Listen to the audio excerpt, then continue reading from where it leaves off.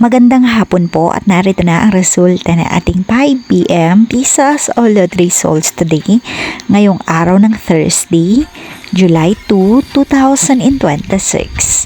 At para po sa draw natin ngayon ay ang 2D Lotto at ang 3D Lotto.